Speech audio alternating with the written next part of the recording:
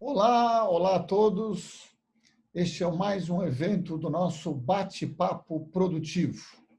Hoje nós vamos falar um pouquinho sobre o que é a tão falada, a tão comentada fertilização in vitro.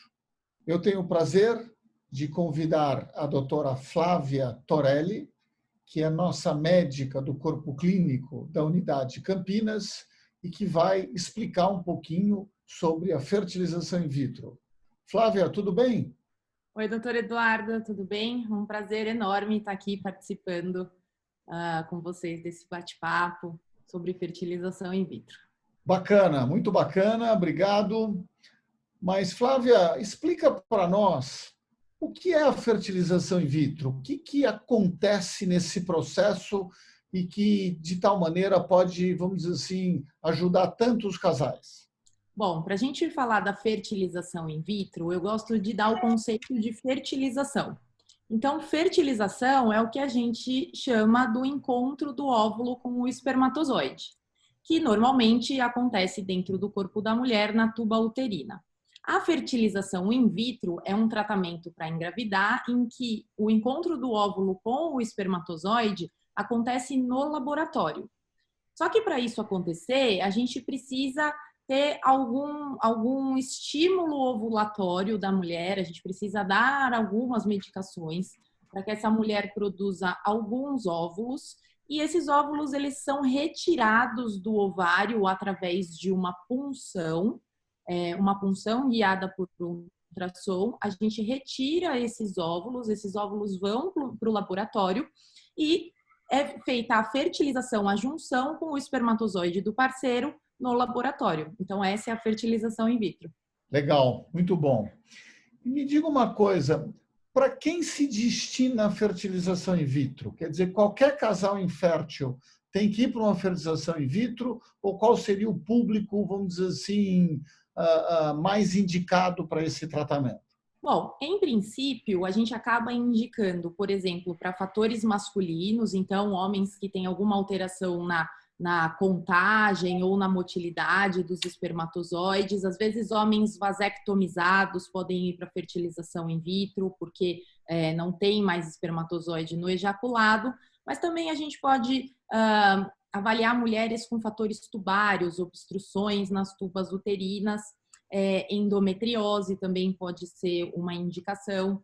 Às vezes, casais que têm alguma doença genética que não querem transmitir essa doença adiante, mas a gente pode ampliar um pouquinho também, por exemplo, para casais com infertilidade sem causa aparente, em que a gente não encontra o motivo, o tempo de infertilidade muito prolongado contribui também, às vezes, para a gente indicar o tratamento de fertilização in vitro. Ótimo. E me diz uma coisa, uma vez que você falou de que alguns casais poderiam se beneficiar por ter alguma doença pré-existente, o que mais pode ser feito dentro de um laboratório de fertilização in vitro? Bom, vou dar dois exemplos então. Um deles é a análise genética embrionária, em que a gente pode fazer pesquisa de alguma doença familiar, alguma doença gênica, por exemplo, como fibrose cística, talassemia, alguma distrofia muscular, são exemplos, mas a gente pode pesquisar também alteração cromossômica do embrião. Essas alterações cromossômicas, normalmente, elas acontecem mais em mulheres mais velhas, né? Então, o óvulo perdendo a qualidade, a capacidade de passar informação genética para frente, ou, por exemplo, em situações de aborto recorrentes, em que a gente sabe que a maior causa é a alteração genética, a gente pode fazer a pesquisa no embrião. E um outro exemplo também que a gente pode dar do que pode ser feito no laboratório é o que a gente chama de superíxie, que é uma avaliação de um microscópio de grande magnitude para pesquisar espermatozoides que possam trazer um resultado melhor de fertilização e formação de embrião. Muito bom, Flávia. Mas é possível ter algum evento adverso durante uma fertilização in vitro? Ou seja, sempre as coisas correm de uma maneira maravilhosa ou é preciso tomar alguns cuidados durante ou depois de realizar uma fertilização in vitro? Não, é importante a gente ter alguns cuidados. Então, as mulheres perguntam também se pode ter algum efeito colateral, alguma complicação. E é importante saber que muitas mulheres vão ter algum desconforto, alguma sensação de peso no pé da barriga. Isso é comum por causa do crescimento dos folículos e o desenvolvimento do ovário. Hoje em dia não é tanto, mas antigamente tinha o que se chamava de síndrome de hiperestímulo ovariano, quando tem uma produção muito grande de folículos, uma quantidade muito grande de hormônio. Isso pode desencadear algumas situações como líquido no abdômen, os ovários muito inchados, isso dá dor. Mas a gente tem algumas técnicas de prevenção, então as medicações que a gente faz durante o estímulo, medicações depois também para tentar controlar os sintomas.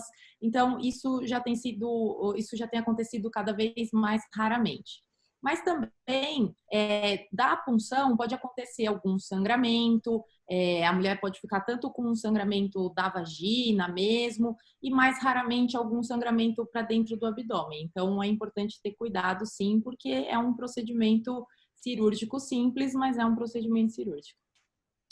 É isso aí. Então, é muito importante ter bons profissionais acompanhando essas mulheres. Isso é fundamental, né? Muito bacana, Flávia. Adorei, acho que foi bastante produtivo. Espero que vocês também tenham gostado e até o nosso próximo evento. Obrigada, gostei muito também. Até mais.